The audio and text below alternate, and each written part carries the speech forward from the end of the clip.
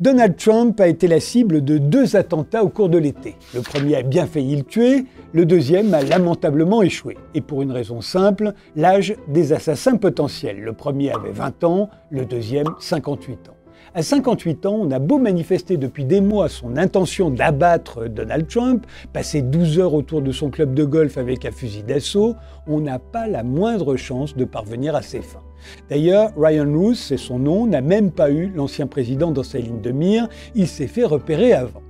Ce qui m'a étonné, c'est que le premier attentat a fait l'objet de toutes sortes de théories de la conspiration sur les réseaux sociaux.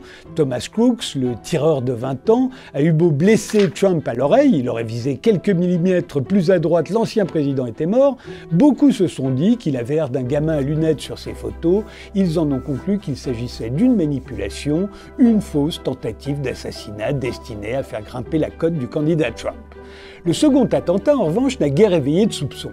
Et pourtant, si ces complotistes amateurs s'en donnaient la peine, ils sauraient que les auteurs d'assassinats politiques sont toujours jeunes.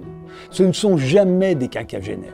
Le meilleur exemple, c'est Gavrilo Princip, qui a assassiné l'archiduc François Ferdinand à Sarajevo en 1914, provoquant le déclenchement de la Première Guerre mondiale. Il n'avait que 19 ans. Oh, il est encore plus jeune, hein. Herschel Greenspan, l'assassin du conseiller von Rath à l'ambassade d'Allemagne à Paris en 1938, avait 17 ans. Et le Pachoun qui a tué Benazir Bhutto, l'ex-premier ministre du Pakistan, 15 ans seulement. Ce sont des exceptions, vous allez me dire, mais pas du tout. Vous voulez la liste ? L'anarchiste qui a tué à coups de couteau le président de la République Sadi Carnot à Lyon en 1894 avait 20 ans. Le moine Jacques Clément, l'assassin du roi Henri III, 22 ans.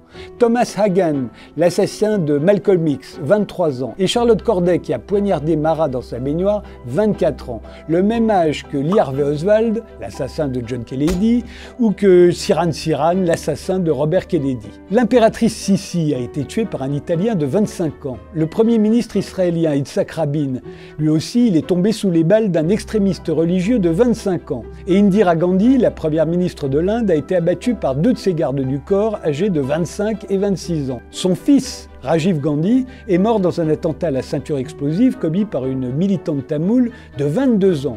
Le président Reagan a été blessé par balle au début de son mandat par un déséquilibré de 25 ans. Le président Abraham Lincoln a été assassiné par un acteur de théâtre de 26 ans. Et le président McKinley par un anarchiste de 28 ans. 28 ans, c'est aussi l'âge de Raoul Villain quand il a tué Jaurès, et de Fanny Kaplan lorsqu'elle a gravement blessé Lénine de 2 balles de revolver. Le chef du commando qui a exécuté le président égyptien Anwar el-Sadat, lui, il n'avait que 27 ans. Quant au prince Youssoupov, il avait 29 ans quand il a assassiné Raspoutine. L'exception en réalité, ce sont les trentenaires. Je n'en ai trouvé que 3. Ravaillac, l'assassin d'Henri IV, 33 ans. Gorgulov, l'assassin du président Paul Doumer, 36 ans. Et Tchernozemski, l'assassin du roi Alexandre Ier de Yougoslavie, 36 ans également. Et un seul quadragénaire a réussi son coup, un seul. C'est Nathuram Godse, l'assassin de Gandhi. Il avait 47 ans.